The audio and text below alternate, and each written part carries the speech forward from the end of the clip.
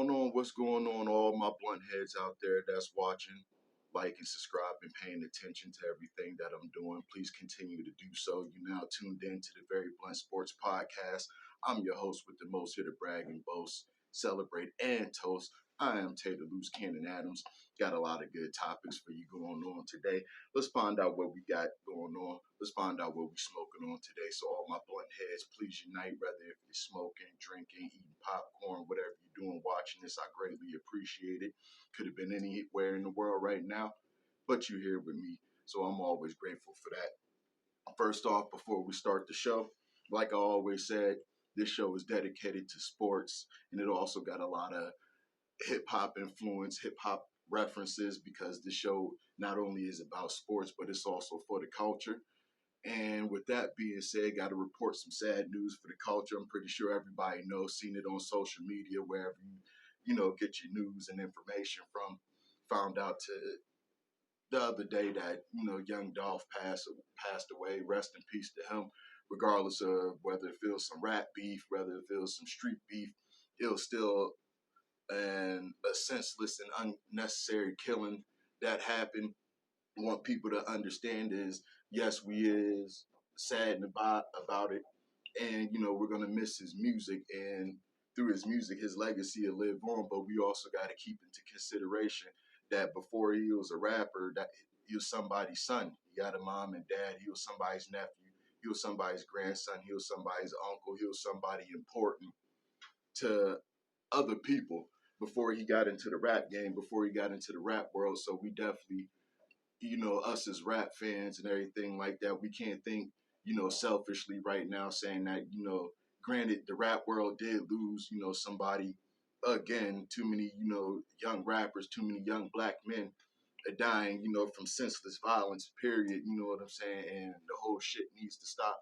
But like I was saying before, we get into our mourning about it, and going over discussing what possibly might have happened and what it was about. We need to understand that he had a family, he has kids, he has loved ones. So not just the rap world, took a big L. His family took a big L. So all prayers and shout outs go out to them. We're losing way too many, not just young black men, but young black rappers, whether it be Pop Smoke, Nipsey Hussle, Mo B, now, even Dolph Ziggler. Hopefully, if it is rap beef, we'll just keep it on wax. If it's street beef, hopefully they could, find another way to settle that shit besides pulling guns on each other and somebody dying, because the only thing everybody loses when that shit happens. Somebody dies, and then somebody losing their life to the grave, but somebody also losing their life to the jails and the prison system. So it's a lose-lose for everybody that's in it. So let's just, try to keep from and refrain from, killing each other, letting things go to that type of hostile environment or that type of situation.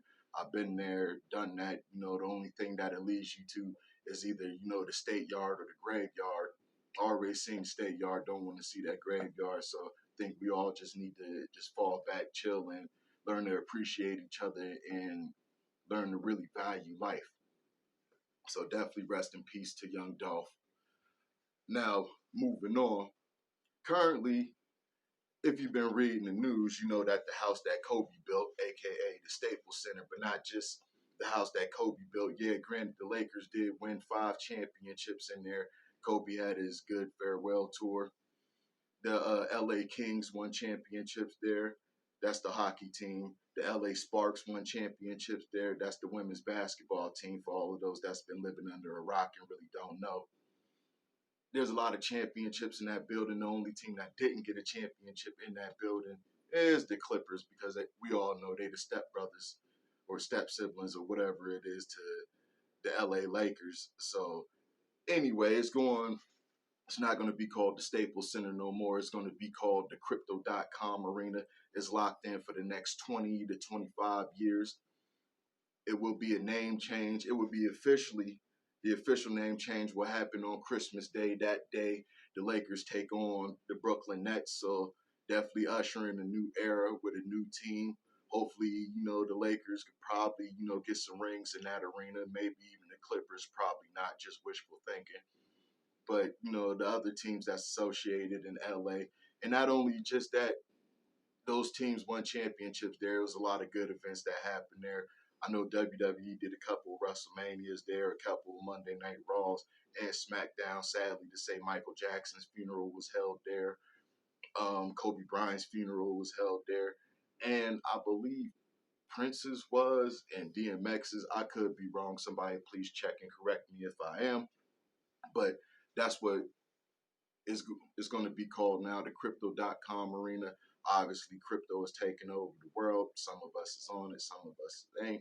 I need to know a little bit more information before I put my name, money, title, and anything that could possibly, I don't know, ruin me or possibly tank or anything like that.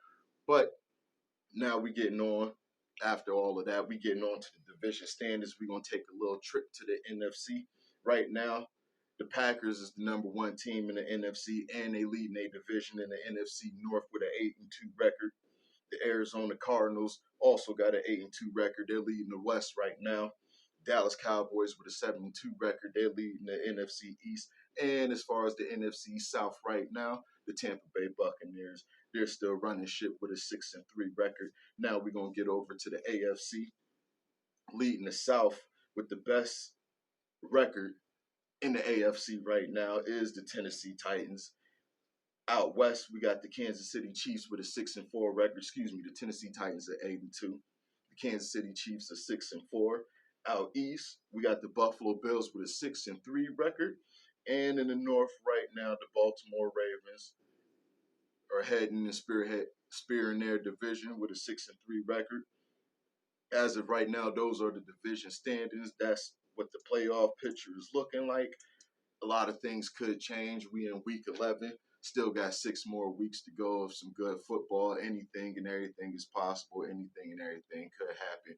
We could possibly see a turnaround. We could possibly see a flop.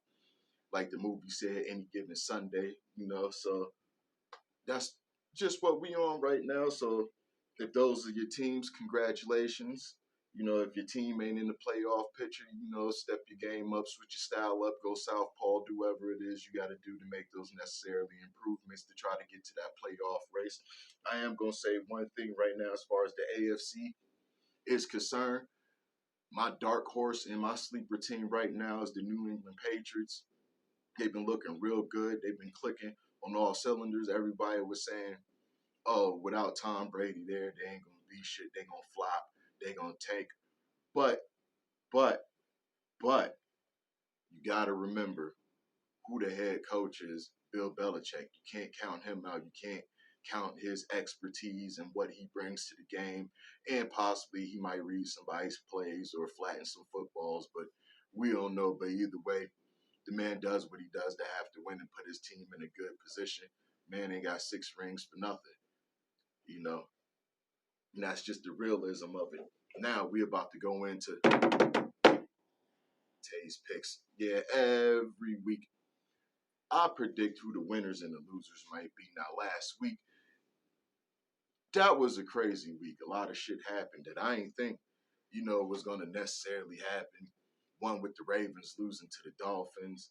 And sadly, the Pittsburgh Steelers time with the Detroit Lions, who still don't got to win. They're going to go into I don't see them getting the win till after Thanksgiving. I don't know who they're going to be. They might go 1-16, or they could be the first team to go 0-17 now that we got a new 17-game format. But on to my picks. The Thursday night game, we got the dark horse New England Patriots with a 6-4 record. They traveling to Atlanta to go against the 4-5 Falcons. That's the Thursday night game. Like I said, to me, the Patriots is just on a better roll. They clicking on all cylinders, and Atlanta right now, after getting beat, battered, and slapped up by the Dallas Cowboys, I don't see them winning this game.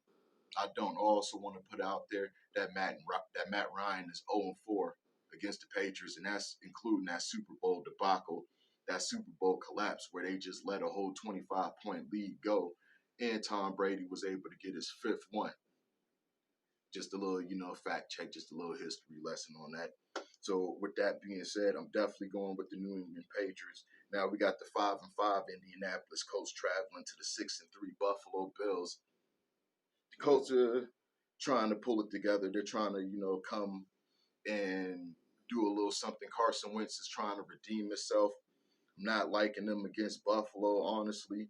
Buffalo, right now, they're the team to beat in the AFC, even though the Tennessee Titans got a 8-2 record and they've been really improving. But Buffalo is really the scary team right now, and they could possibly go back to the AFC Championship game. Moving along, we got the 3-6 Washington football team against the Carolina Panthers, who's got a 5-5 record. Oh, by the way, I picked Buffalo on that game. But as far as this game with Cam Newton being back, Cam Newton, finding the swag, going back home where he was originally, drafted out of, where, he made the Super Bowl and was able to get, NFL, MVP is back home in Carolina with the Panthers, the original Black Panther. Cam doing what, he doing. I'm definitely taking them to win over the football team. I just feel that they all around better and they just got a better spark to them right now.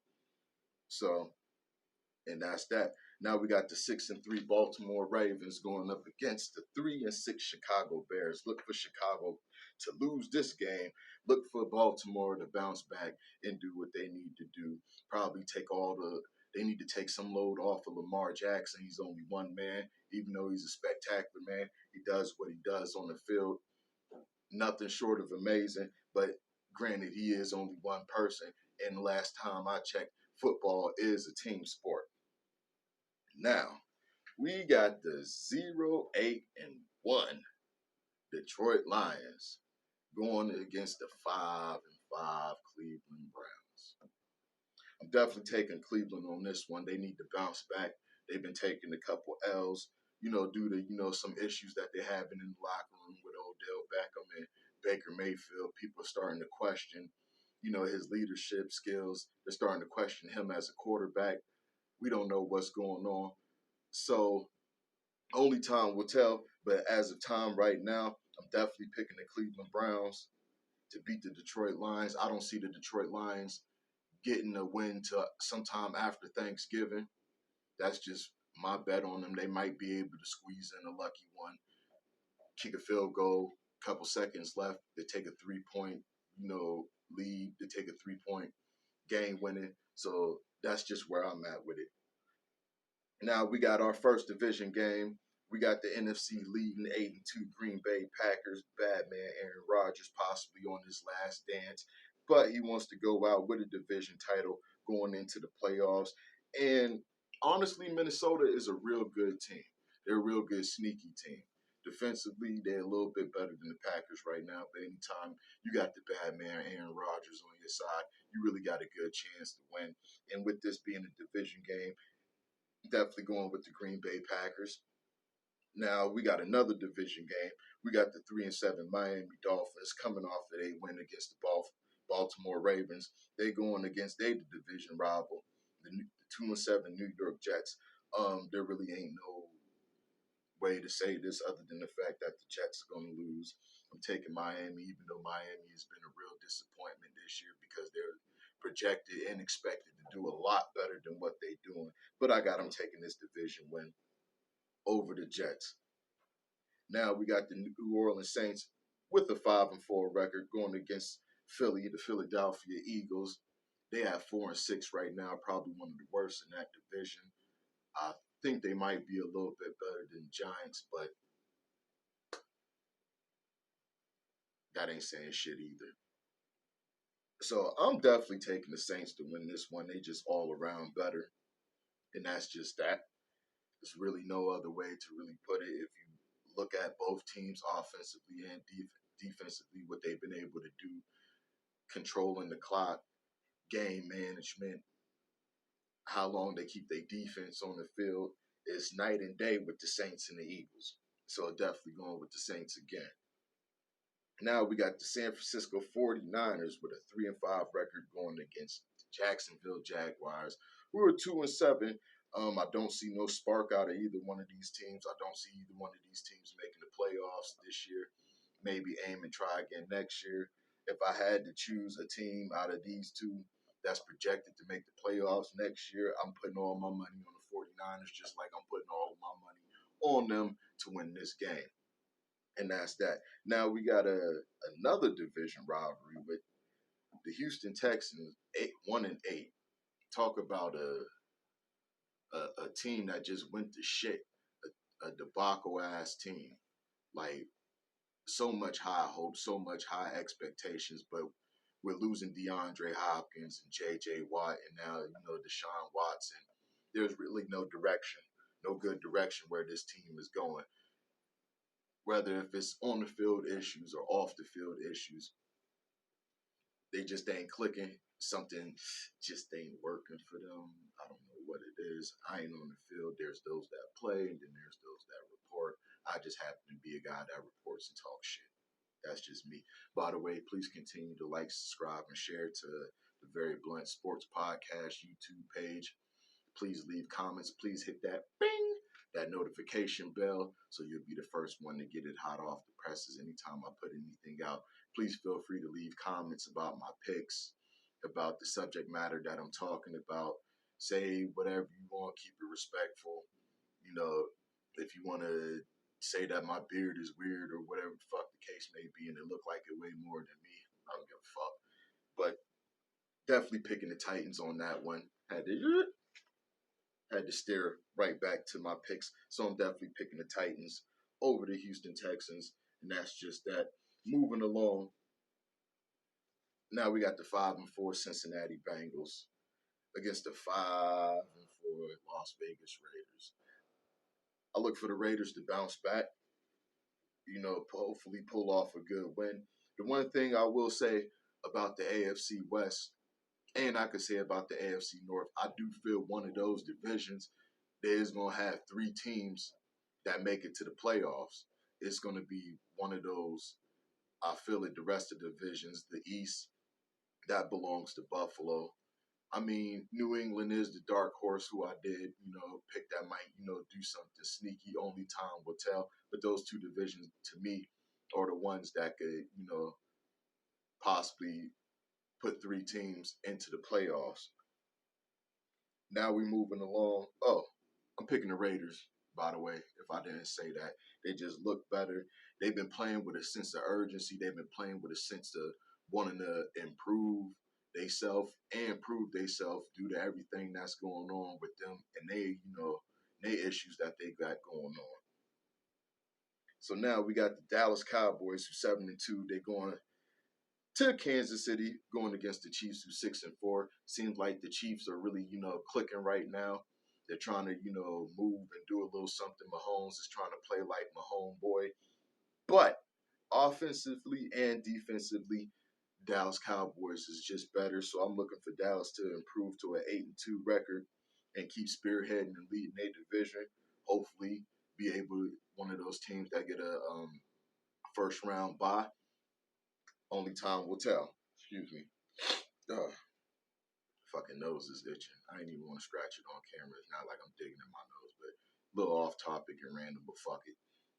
Now, we got another division game. We got the Arizona Cardinals against the Seattle Seahawks. Now, Kyler Murray is questionable about that game. We don't know if he's going to play. Part of me is still going to go with the Arizona Cardinals. This year just isn't it for the Seattle Seahawks. It's not really, Russ's fault. It could be upper management. It could be coaching. It could be lack of defense. It could be anything. But they need to hurry up and give Russ everything that he needs so he don't want to go nowhere else. Because if he take his talent somewhere else, granted, he did get Seattle a Super Bowl. Should be too, but that's a different topic and a different story to discuss.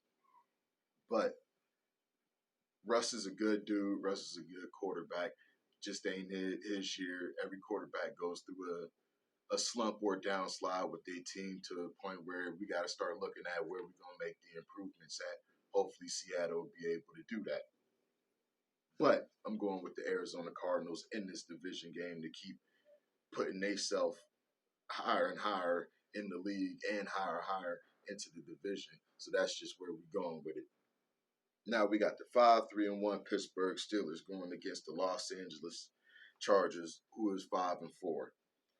Now, realistically, the Steelers really should be 6-3, but they tied. I had all faith in them, honestly speaking, even with, Mason Rudolph, second string quarterback, behind there. I felt that they definitely could have beat the Detroit Lions, but that was a real sloppy game. I don't know if it was from the weather or if it was from, them just playing scared and just playing unorthodox, whatever the case may be. It was very sloppy.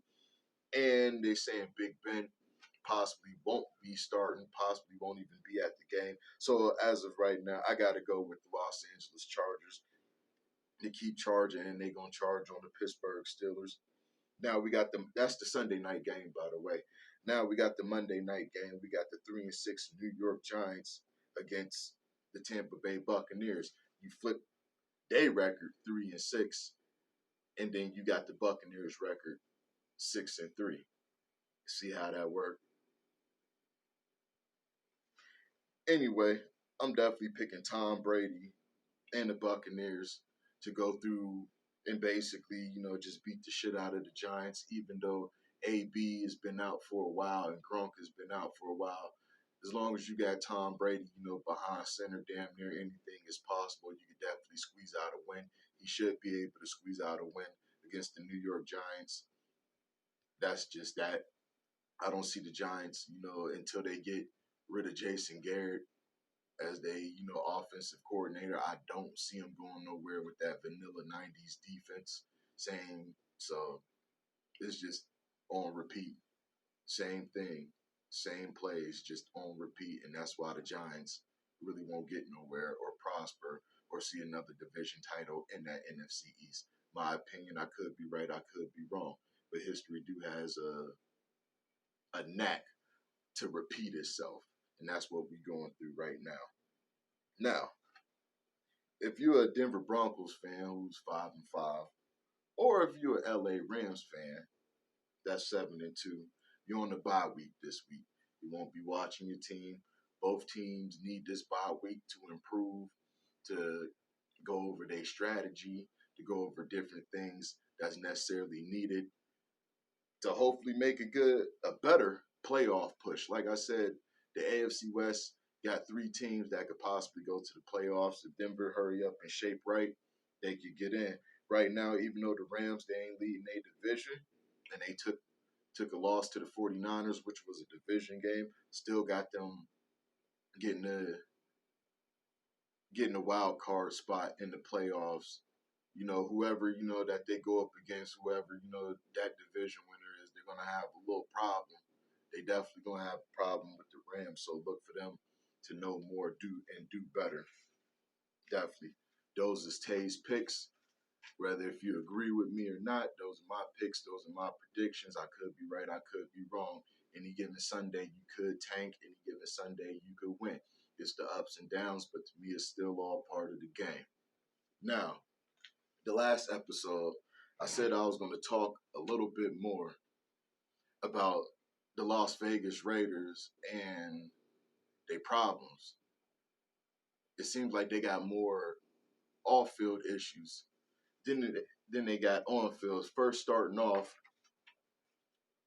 we all know the John Gruden situation. Over 650,000 emails were sent and received, and he wound up, getting fired because he said some racial things. He said some misogynistic things. A lot of things, were very insensitive towards somebody's, race and towards somebody's sexuality, whatever, that they approve of or don't approve of. I guess he wasn't approving of it, and so they had to let him go. Now he's suing the NFL and Roger Goodell about having to resign. I will have more information on that story as everything, tends to go through and progress. Had to bring my mic. As everything tends to go through and progress about, these off-field antics and situations. Speaking of that, I do want to get into the Henry Ruggs situation Now, it's a lot of things, that bothers me about that situation. First and foremost, I think the main thing that bothers me about it is he ain't got nobody real in this corner. I could say that, and I believe that. He ain't, to me, it don't seem like he got good people around him. Because if you got good people around you and good people that really, truly, genuinely care about you, they wouldn't have let you have left the club. You was obviously drunk, intoxicated, lit, on your ass, falling down, saucy, whatever you want to call it. You had your limit. You had a little bit too much, homie. It even says it in all of these alcohol and beer commercials. Please drink responsibly. You got to know your limit. You got to know your moderation. You got to know your surroundings. And the reason why I say he ain't got nobody good on his side or anything like that, because one of your homies should have pulled your coattails and hit you the game like, yo, man, I don't think you should be getting in that car. Obviously, you fucked up. Obviously, you drunk, man. Like, this is something that you shouldn't do. Not only is you risking your life, but he had wound up killing somebody else. It wasn't cool.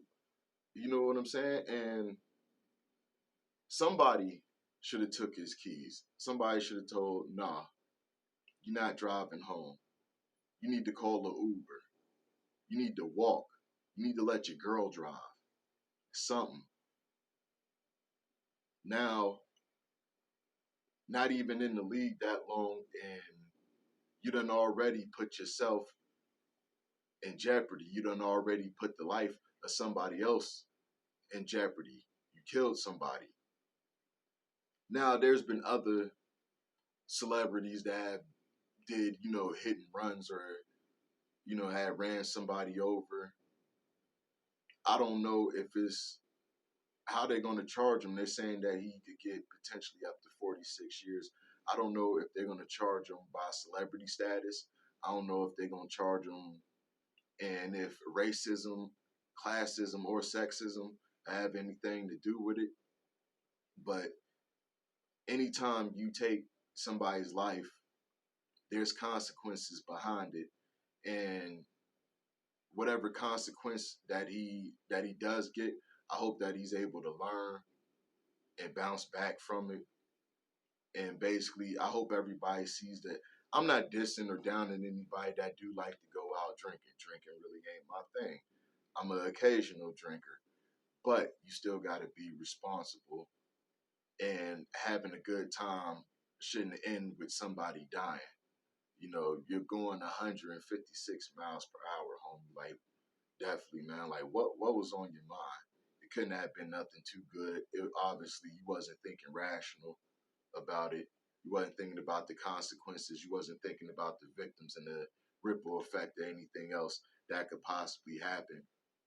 I ain't trying to dish you down you because other media outlets and other, outlets that's bigger than me, has definitely, had a field day with you. I just hope that you go through some type of redemption. You go through some type of phase where you realize and understand this ain't what you want. This ain't what you want out of life. This ain't what you want to go through. And this ain't how you want to be. So, definitely sending prayers and healing hands to Henry Ruggs, his girlfriend, and the victim's family, because I know that's a hard pill, to swallow. Nothing ever, really prepares us for death. We all know that it's a natural part of life, but we still ain't prepared for it. I ain't ready to die, at least not yet. Now, moving on to other Raider problems was Damon Arnett. Now, Damon Arnett was shown on camera with a gun threatening somebody's life. I don't know what type of beef he got going on or who he was threatening to shoot or anything like that, or if he just pulled his pistol out for show or anything like that. Can't be around here terroristically threatening people, pulling out guns, doing all of that other shit. I don't know if these two dudes think that just because, they're high-profile athletes that everybody has to bow down or give them the world or basically flat out kiss their ass. It don't work like that. Sometimes with you being an athlete and a celebrity, it's a bigger target on you for people to try to take you to civil court or people to try to sue you or just to get a story to National Enquirer if they still even exist, or the TMZ or any other blog site that's going on. But prior to this, Damon Arnett, he crashed 4 rental cars in 1 month. I don't know if he was drunk behind the wheel doing it. I don't know if he was just like, fuck it, I got money and this ain't shit to me but a fucking rental, so I'm going to just bang out on it. Nah, obviously you're showing a pattern of off-field issues. And the main thing that makes me mad about these athletes is, like, you're doing a job that a lot of people want to do, that a lot of people had dreams to do, but can't do it no more. But you're one of the few elite players in the NFL. When you're in the NFL or any other professional league, you're elite. You're known as one of the best in the world at what you do at your job. And with that being said, you should be more mindful, because it ain't just you representing you. It's you representing the fan base. It's you representing the team. So you got to conduct yourself in a more better and a more professional way. You can't just have this cocky attitude that just because you got millions of dollars that you can just do whatever the fuck you want. One thing about them tables is they round and they do turn. And karma is a bitch. We all need to humble ourselves, because at any point we work so hard to be up, but at any point somebody could take that away from you and you could be right back to being down again. Key word is you. You're taking it away from yourself by not presenting yourself in a better way, by acting, whatever way that you act in. I do want to send healing prayers and, bless the whole Raiders organization, bless those 2 guys with their off-field issues, and hopefully they'll be able to come out on the other side a little bit better. They'll be able to do a little bit better, and hopefully the big thing about all of this is still being able to learn. And just try not to make the same mistakes, because if you keep doing the same thing expecting a different result, that's insanity. You're not learning, you're not growing. You know what I'm saying? I don't want to sound, too preachy on here. I just could only speak for the things that I've seen, the things that I've been through, and I try to keep my mind on the logic and less emotional mind. So with all that being said, I just want to thank y'all for tuning in. Please continue to like, subscribe, and share. Hit that notification button. Please comment. Please go on YouTube and go under the official Anubian Blaze page. Please subscribe to that. Got a lot of good music coming your way. Me and cousin Taye just finished out a couple of song orders, for the people that's associated with us, to the artists, that's on the label. Anubian Blaze, still a family. I'm just one department of the entertainment conglomerate as a whole. And we just always want to say thank y'all. We just always want to say love yourself, stay in good spirits, stay in the good spirit of competition and camaraderie, be blunt, always be yourself. I don't need a fucking cosigner to post rhymes for controversy. I'm calculated, your validation does not concern me. You created a character you can market, but I'm sharp enough to sharpen my view whenever you charge him. I can